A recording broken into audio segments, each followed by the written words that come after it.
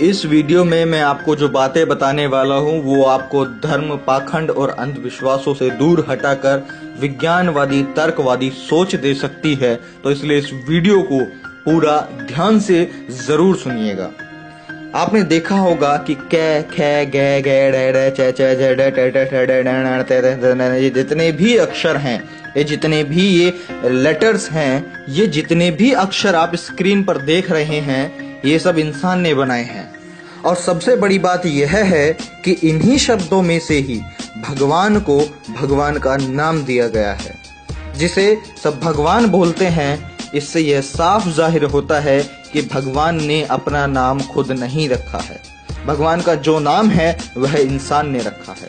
यहाँ तक कि भगवान धरती फाड़कर नहीं निकलते हैं, उनकी मूर्ति को भी इंसान ने ही बनाया है। भगवान नाम भी दिया है, जो भी किया है सब इंसान ने किया है। तो भगवान ने क्या किया है? कौन है भगवान? भगवान को हम कैसे माने कि यह भगवान है? क्योंकि भगवान को बनाने वाले और भगवान को नाम देने वाले तो हम इंसान ही हैं। भगवान ने कुछ खुद से नहीं किया, जो किया इंसान ने किया। विज्ञान भगवान को नहीं मानता, क्योंकि भगवान ने ऐसा कुछ किया ही नहीं है जिससे हम उसे माने कि वो भगवान है। देश भर में बहुत सारे मंदिर हैं, वहां पर हर एक तरह के लोग आते हैं दूर दूर से दर्शन करने के लिए, और अपनी इच्छा अनुसार 50, 100, 200, 500, 1000, 10,000 चढ़ाकर कहते हैं मैंने इतना दान किया, मैंने उतना दान किया। लेकिन एक बात आप सोच करके देखिए, क्या भगवान के नाम पर चढ़ाई गई रकम भगवान की जेब में जाती है? क्या भगवान ने कभी आपसे कहा कि आप मेरे मंदिर में आइए? क्या भगवान ने आपसे कभी पैसे मांगे? क्या भगवान ने कभी आपसे कहा कि मेरी पूजा करने के लिए आप सिर्फ मंदिर में आइए? क्या भगवान ने कहा मेरे लिए अगरबत्ती लेकर आना? क्या मेरे लिए फूल लेकर के आना? मेरे लिए पैसे लेकर के आना? मुझे पैसे की जरूरत है। मैं आपसे ही पूछ रहा हूँ, आप जो आप वीडियो देख रहे हैं ना, मैं आपसे ही पूछ रहा हूँ, क्या भगवान ने कभी किसी से ऐसी बातें की हैं? क्या भगवान आज तक किसी से कुछ मांगा है? कहाँ सुना है आपने? कहीं देखा है आज तक? बहुत सारे लोग बोलते हैं मैंने मन्नत मांगी थी, मेरी मन्नत पूरी हो गई, यह काम हो गया, मेरा वह काम हो गया, मेरी यह मन्नत पूरी हो गई, मेरा वो काम हो गया। लेकिन मैं आपसे पूछता हूँ, जो आपका काम हो गया, क्या भगवान खुद आकर के किया? मैं आपसे पूछना चाहता हूं, अपने दिमाग और दिल पर हाथ रखकर मुझे बताइए कि जो काम आपका हुआ है, क्या भगवान ने या खुदा ने खुद आकर के किया है, या फिर तुम्हारी मेहनत और तुम्हारी लगन से पूरा हुआ है, या फिर तुम्हारी कठिन परिश्रम से तुम्हारा काम पूरा हुआ है? भाइयों, दुनिया बहुत आगे निकल गई है। अब मन से, अपने अंदर से भगवान नाम का जो डर है उसे निकालो। बस बहुत हो गया। ब्राह्मणों की झूठी तस्वीर को मिटाओ, जो सिर्फ उन्होंने अपने स्वार्थ के लिए बनाई है। इस बात को पॉइंट आउट कीजिए, जो सिर्फ उन्होंने अपने निजी स्वार्थ के लिए बनाई है। मैं आप सभी लोगों से कहना चाहता हूँ, मेरे सभी साथियों से कहना चाहता हूँ कि अंधविश्वास भगाओ, अपने आप को बचाओ। देवताओं ने सिर्फ राक्षसों को ही हराया है, मुगलों और अंग्रेजों को क्यों नहीं हराया, जो कि हमारे इंसानी जिंदगी के लिए बहुत बड़े अभिशाप थे। महिषासुर को मारकर दुर्गा देवी कहलाई, और बलात्कारियों को मारने वाली फूलन देवी डाकू क्यों कहलाई? पहले तो धड़ाधड़ अवतार जन्म लेते थे, शिक्षा का युग आते ही अवतारों की नसबंदी क्यों हो गई? कोई पैदा क्यों नहीं हो रहा है? नया भगवान या कोई नई शक्ति जन्म क्यों नहीं ले रही है? इस बात को आप समझिए कि आस्था ही अंधविश्वास की जननी है। आस्था मूत्र आपको पिला रही है और नारियल का शुद्ध पानी फिकवा रही है। भारत दुनिया का इकलौता देश है जहां मिट्टी की मूर्ति को देवी कहकर कपड़ा पहनाया जाता है और जिंदा औरत को नंगा करके घुमाया जाता है।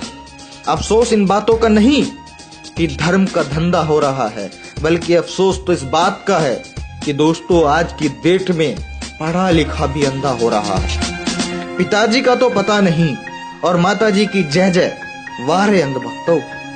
9 दिन मिट्टी की मूर्ति के लिए भूखे नंगे रह लेंगे, लेकिन जिस माँ ने 9 माह पेट में पाला उसके लिए भी कभी 9 दिन भूखे रह के दिखाओ। मानसिक गुलाम क्या होते हैं इस बात को समझिए।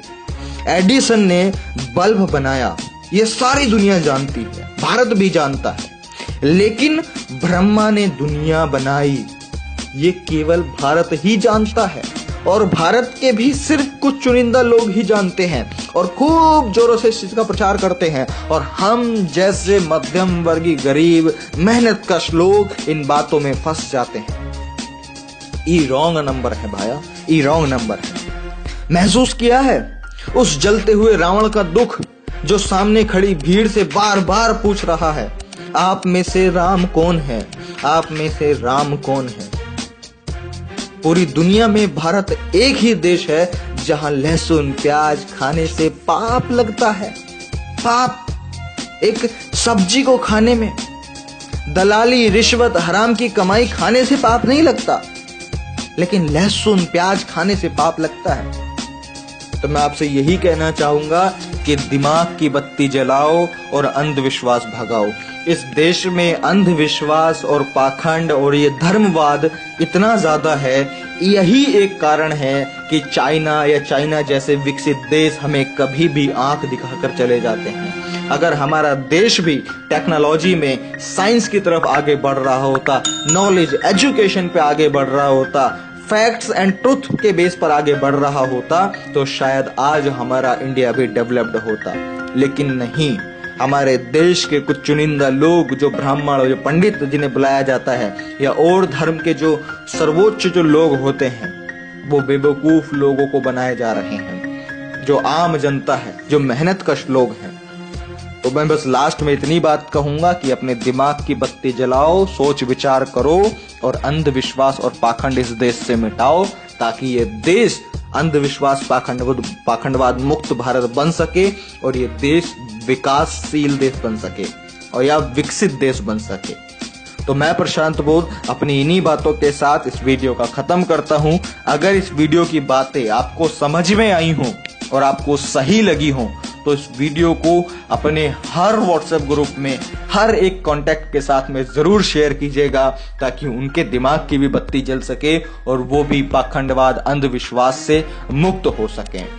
तो ठीक है साथियों, मैं प्रशांत बोध मिलता हूं आपसे अगली वीडियो में किसी और जबरदस्त टॉपिक के साथ में। तब तक आप इस वीडियो को शेयर करते रहिए। धन्यवाद।